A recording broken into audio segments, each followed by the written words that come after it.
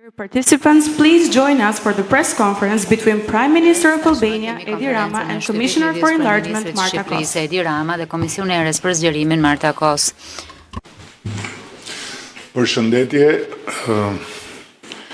ishte një tjetër ditë europiane në plot kuptimin e fjalës për Shqipërinë dhe Tiranën, ku u mblodhëm për summitin e planit të rritjes Bashkimit Evropian për Ballkanin Perëndimor, një tryezë që është ndërtuar për të bërë një bilanc të periudhës midis summiteve, për të vlerësuar rezultatet e nismave të përbashkëta, për të nënvizuar angazhimet e reja, për të ndjekur në mënyrë të detajuar kalendarin e detyrave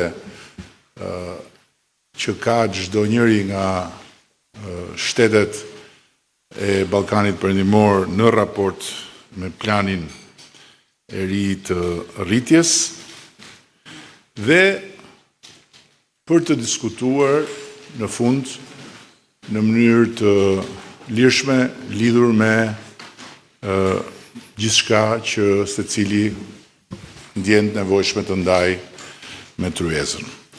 Sot mund të them që kemi mbyllur një takim edhe një herë tjetër të frytshëm, me hapa konkret të mëtejshëm që e afrojnë më tej rajonin me Bashkimin Evropian, duke konfirmuar përsëri se plani i rirritjes është një urë e shpejt dhe e sigurt drejt tregut përbashkët Evropian. Shkurtimisht po sjell këtu në vëmendje të publikut disa nga angazhimet,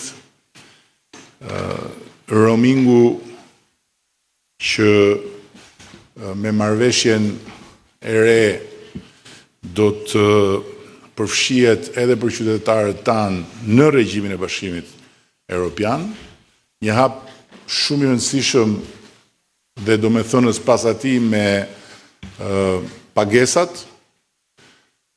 të cilat tani më bëhen pa asnjë ngarkesë ekstra, duke kursyer dhjetra miliona euro nga xhepat e qytetarëve të secilit prej vendeve të Bashkimit të Ballkanit Perëndimor.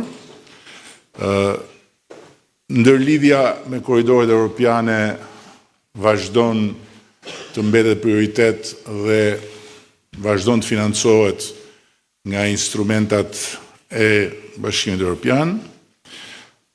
Tregtia dhe lehtësimi i saj përmes një plani të detajuar lidhur me pikat kufitare, transformimi digjital dhe identiteti digjital, të cilin ne kemi gratis që kemi prezantuar dhe do ta fusim në jetën reale në fillim të vitit të ardhshëm, duke praktikisht i paraprirë atij që do të jetë pastaj gjithë sistemi i identifikimit digjital të Bashkimit Evropian, që do të thotë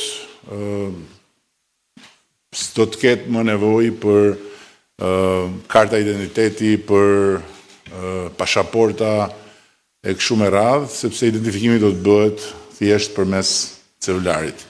Dhe po ashtu, identiteti digital do të vlejë dhe për shumë aktivitete të tjera që kanë të bëjnë me transaksione financiare, që kanë të bëjnë me blerjet e drejt për drejta përmes telefonit, dhe patjetër folëm edhe për afrimin në zinxhirin e vlerës Bashkimit Evropian në aspektin industrial dhe për turizmin si një komponente që duhet fuqizuar në sensin e bashkëpunimit mes vendeve, në ndërkohë që mendoj se kemi hapur një shtek tjetër për të bashkëpunuar me Komisionin në funksion të fuqizimit të arsimit lartë përmes ndërkombëtarizimit, gjë që ne kemi filluar në Shqipëri, por me ndihmën edhe mbështetjen e Komisionit besoj që mund ta çojmë në një nivel tjetër dhe jo vetëm Shqipëri, por në të gjithë rajonin. Në mbyllje dua të falenderoj sinqerisht të gjithë ata që morën pjesë për praninë, për kontributin e tyre, dua të falenderoj në mënyrë të posaçme Komisionin Europian për faqësinë, misionin, ambasadën, nuk e kam kuptuar akoma si quhet delegacionin e Komisionit Europian në Tiranë për punën e bërë në bashkëpunim me ne, të gjithë institucionet e tjera të pranishme dhe në fund, por jo për garancia, komisioneren e cila është përsëri këtu në Shqipëri dhe me cilën takohemi shumë shpejt pas momentit historik të pak ditëve më parë të çeljes të gjithë kapitujve të negociatave për antarësim në Bashkimin Evropian. Shumë faleminderit edhe një herë dhe e dashur Marta, fjala është për ju. Përshëndetje dhe të shoh gazetare, të shoh miq. We are at the half-time point of the growth plan and thank you. Tashmë kemi arritur në mes të periudhës 4-vjeçare të planit të rritjes dhe faleminderit i nderuar kryeministër që e keni bërë të mundur që ne të diskutojmë në këtë nivel me këtë plan rritje që është kaq i rëndësishëm për vendet e Ballkanit Perëndimor që të ndihmojë ato të ecë përpara. Unë kam kënaqësi gjithmonë që kthehem në Tiranë shpesh për takime dypalçe apo në këtë rast për takime me vendet e Ballkanit Perëndimor për të mbështetur jo vetëm ecurinë e Shqipërisë drejt antarësimit në BE, sepse unë ndjej angazhimin tuaj, por edhe angazhimin e të gjitha vendeve të tjera të Ballkanit Perëndimor. Sot kemi pasur diskutime të hapura mbi mënyrat e ndryshme për të përshpejtuar zbatimin, si edhe për ta bërë planin e rritjes një histori suksesi që sjell rezultate për të gjithë qytetarët e Ballkanit Perëndimor. Folëm gjithashtu edhe për nevojën për të zgjeruar vetë nocionin e zgjerimit. Pra, është e vërtetë që zgjerimi është shumë më shumë se sa thjesht zgjerim, por mbi të gjitha për t'ju integruar të gjithëve ju sa më shpejt që t'jete mundur në gjithnjë e më shumë fusha të politikave të BE-s, jo vetëm në tregun e përbashkët të BE-s, por edhe në tregun ton të energjisë, në zinxhirët paneuropian të vlerës dhe për shembull vetëm javën e shkuar, kolegji miratoi mbrojtjen e demokracisë dhe strategjinë për shoqërinë civile, që si në vendet kandidate ashtu edhe shtetet anëtare të BE-s, pra të trajtojnë si të barabarta. Unë jam shumë krenare për këtë dhe ne do të shkojmë edhe më tej, duke ju përfshirë në përpjekjet tona për të mbrojtur demokracinë dhe vlerat tona. Duam që Bashkimi Evropian të bëhet një realitet i prekshëm në vendet tuaja që sot, që të sjellë begati, siguri dhe stabilitet për të gjithë ne. Në disa fusha kjo gjë tashmë po merr formë. Shqiptarët, malazezët dhe maqedonasit e Veriut tashmë përfitojnë nga kosto më të ulta të transaksioneve fal SEPA-s. Por, objektivi ynë është që të gjitha vendet e Ballkanit Perëndimor të ecin përpara në sinkron dhe nuk duam që të krijojnë hendeqe të reja mes jush 6 vendeve tuaja, sepse në fund të fundit të gjitha vendet e Ballkanit Perëndimor i përkasen Bashkimit Evropian, pra duhet jenë pjesë e tij dhe të gjitha vendet e Ballkanit Perëndimor duhet të bëhen shtete anëtare me të drejta të plota dhe e theksoj edhe një herë me të drejta të plota të Bashkimit Evropian si shpërblim i merituar për parafrimin e plot me legjislacionin e BE-s dhe akoma edhe më rëndësishme me vlerat e BE-s. Pra, le të përqendrohemi sot tek mënyra se si mund të përshpejtojmë punën në pjesën e dytë. Dhe kemi një afat veçanërisht të rëndësishëm që po afron. Në qershor, ne do të kemi skadimin e periudhës tranzitore 1 vjeçare për reformat e papërmbushura nga raundi i dytë i raportimit dhe për këtë arsye i bëj thirrje të gjithë udhëheqësve të rajonit që të punojnë akoma më fort për reformat. Gjithashtu, ne kemi arritur edhe shumë shumë sa I përket tarifave roaming për shembull, por pra ne nuk kemi më tarifa shtesë për thirrjet ndërkombëtare brenda Bashkimit Evropian. Pse duhet të keni ju? Dhe për këtë duhet punojmë akoma dhe më shumë për të kemi përshpajtim të parafrimit me rregullat e EBS. Sa I përket korsive të gjelbra, zbatimi është në vijim. Vitin e kaluar në ram dakord për 11 pika të përbashkëta kalime ndërmjet BE-s dhe Ballkanit Perëndimor, dhe 5 pika të tilla brenda Ballkanit Perëndimor, pra ndërmjet vetë vendeve të rajonit. Dhe sot, siç e pat Komisioni dhe Banka Botërore shkëmbyen një letër angazhimi që angazhon të gjithëve ne që të ecim përpara më shpejt me fazën e dytë të programit Transporti I Sigurt dhe I Qëndrueshëm, që të zhvillojmë pra projekte për të përmirësuar infrastrukturën e transportit, inovacionin digjital, mbrojtjen e konsumatorit dhe turizmin, sepse kjo do të sjellë përfitime jo vetëm për qytetarët, por edhe për bizneset. E di që ndonjëherë reformat për cilat ne kemi rënë dakord së bashku nuk janë gjithnjë të lehta, por ato bëjnë të mundur përshpejtimin e negociatave të antarësimit në BE, si edhe përgatisën ekonomitë tuaja për tregun e përbashkët. Dhe ashtu siç keni ju dëshirë të na thoni shpesh, ky është një proces shndërrimi, pra transformues dhe sjell rezultate të mëdha.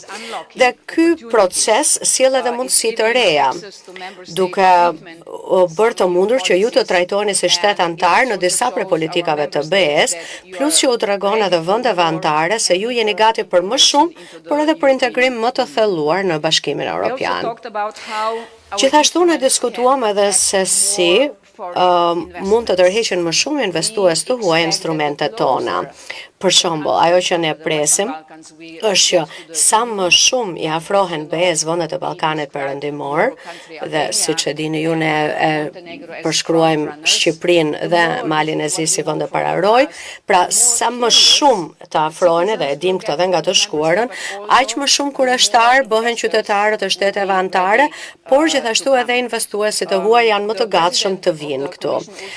Presidentja e Komisionit Ursula von der Leyen më tha për shembull që ka qenë këtu edhe për konferencën e investimeve që u bë në Shqipëri, dhe me të vërtet sa mbresa I kishin lënë asaj të gjitha diskutimet që u bën në këto konferenca, por edhe mua për shembull fakti që dëgjova sot për jush dhe për gëzime që ju do të organizoni një konferencë tjetër investimesh. Përse është kjo e rëndësishme? Sepse është thelbësore për të bërë realitet konvergjencën tuaj ekonomike me vendet e BE-s. Dhe në fund më lejoni të them që na mbeten edhe 2 vite të tjera që plani I rritjes të bëhet dhe të kthehet në një sukses të vërtet, si dhe të përgatisim terrenin për antarësimin tuaj në BE. Dhe duhet ta shfrytëzojmë çdo ditë që të punojmë për të ardhmen europiane të Ballkanit Perëndimor. Faleminderit. Minister and Commissioner, now we invite the journalists.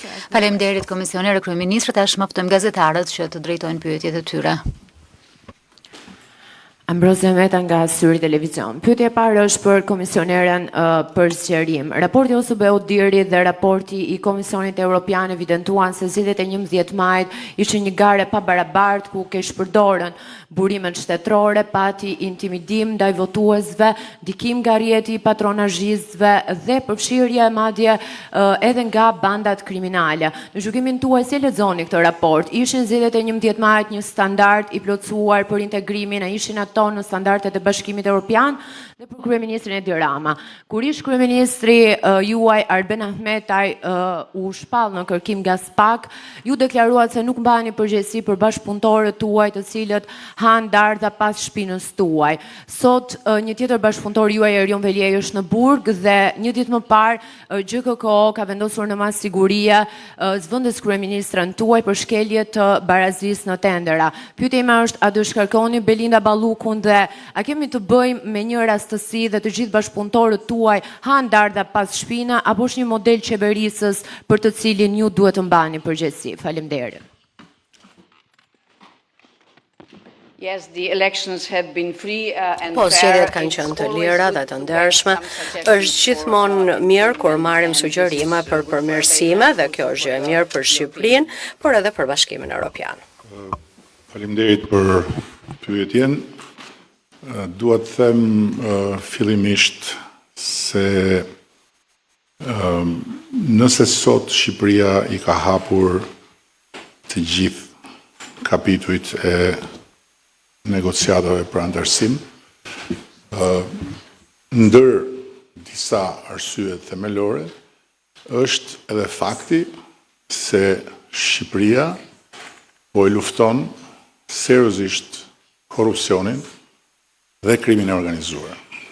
Dhe pa diskutim që sot edhe fakti që mund të bëhen pyetje me këtë përmbajtje lidhet me një epokë të re ku kemi hyrë.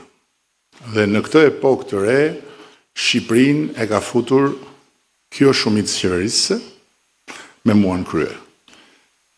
Për sa i përket rastit konkret, duhet të them 3 gjëra.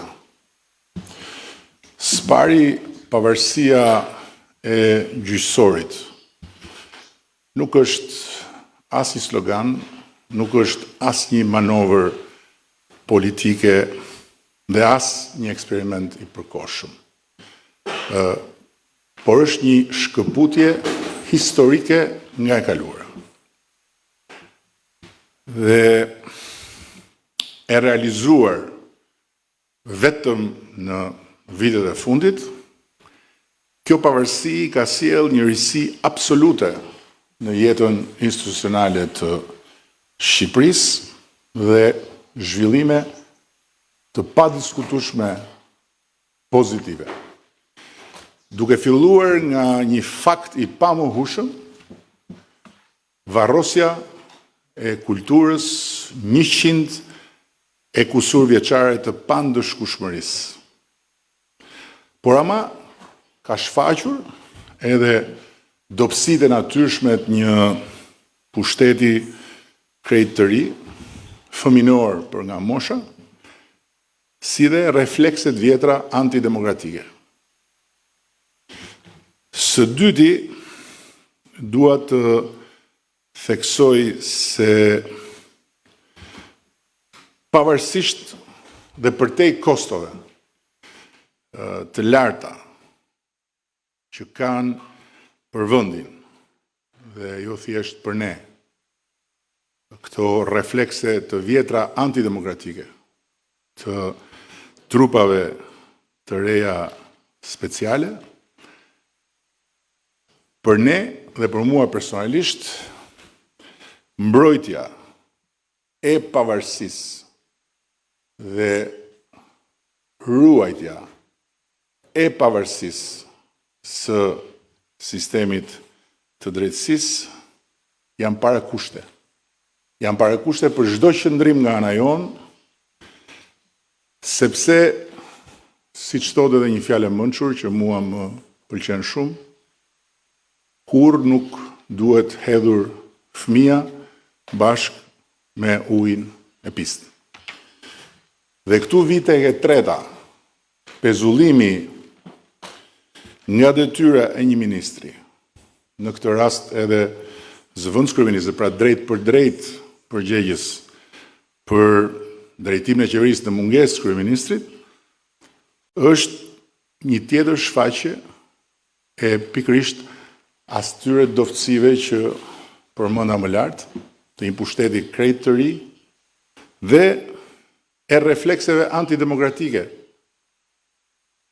që përmenda po ashtu më lart. Ky është një rast unikal në historinë e Europës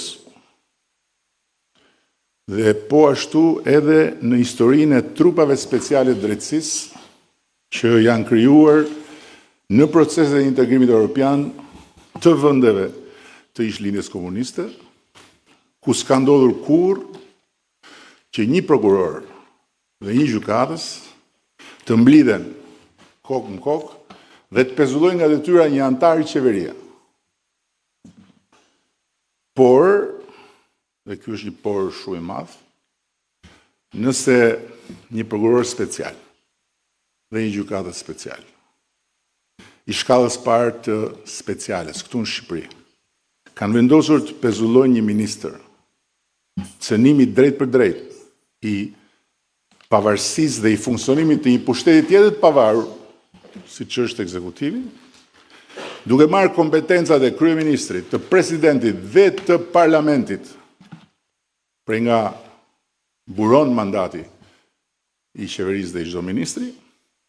Zgjedhja jonë në raport me këtë fakt është strategjikja si gjithmonë për ta ruajtur dhe për ta mbështetur pavarësinë e gjyqësorit si parakusht, edhe në këtë rast ekstrem.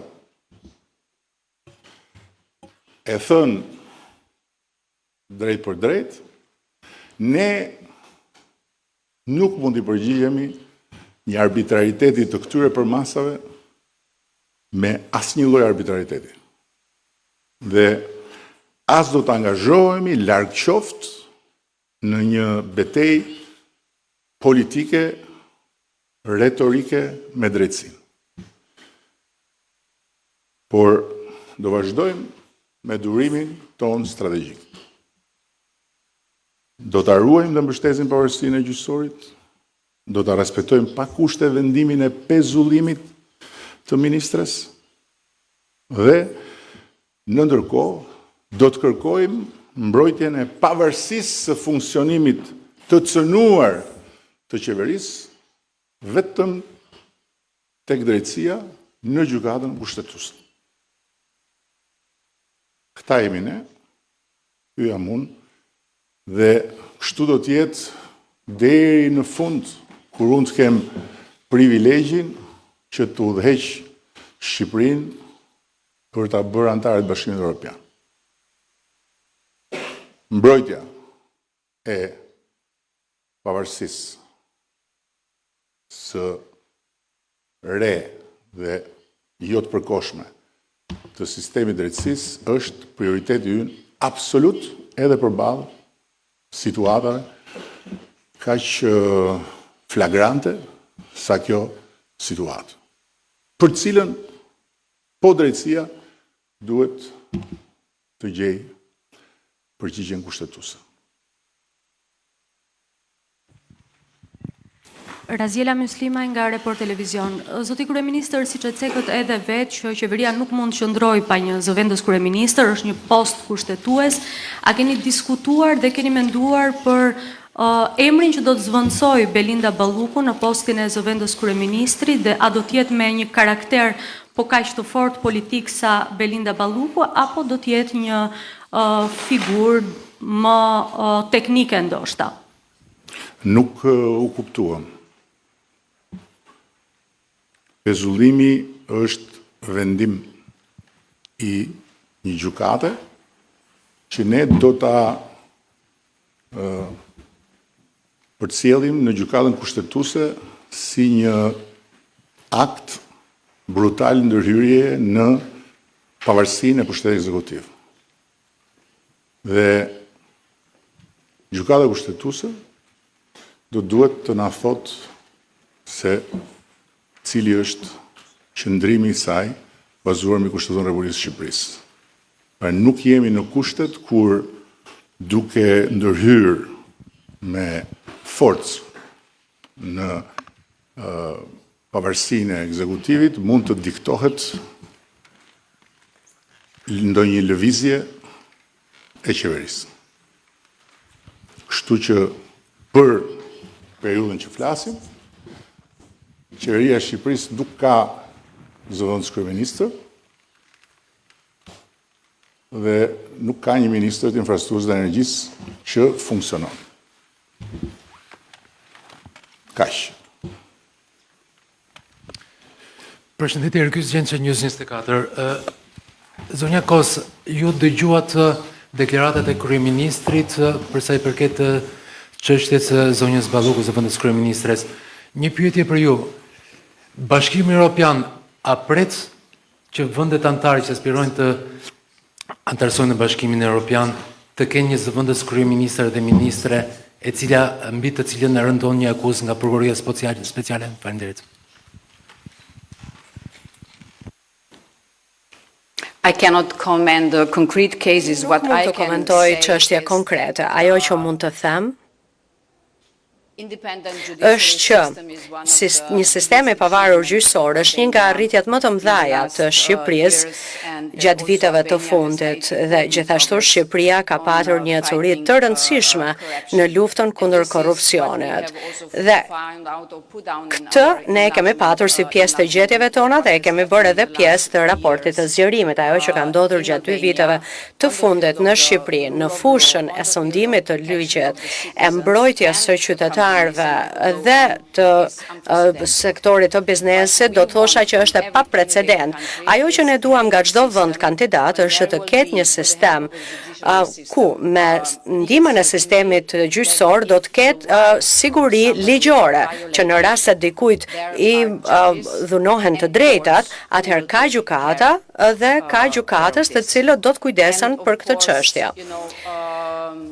Dhe sigurisht që raste të tilla ndodhin gjithandej, por e rëndësishme është që ne të ndjekim vendimet e gjykatës dhe ajo që kam dëgjuar nga kryeministri që do të ndodhë në fakt. Diçka që është shumë e rëndësishme në parim, sepse u soll këtu Bashkimi Evropian si një pikë referimi për çfarë duhet ndodhi nga pikpamja politike. Nuk ka një qëndrim uniform Bashkimi Evropian, por ajo që është më e rëndësishme se sa kjo, është që nuk bën vaki në Bashkimin Evropian. Që njerëzit të pezullohen nga funksionet, është unike në historinë e Evropës kjo, duke qenë të zgjedhur. Nuk bën vaki në Bashkimin Evropian që kryetarët e bashkisë të merren nga zyra dhe të çohen në burg pa gjyq dhe të mbahen në paraburgim për muaj e muaj të tërë, nuk bën vaki në Bashkimin Evropian që siç e thot jo qeveria e Shqipërisë, po Komisioni i Torturës i Strasburgut,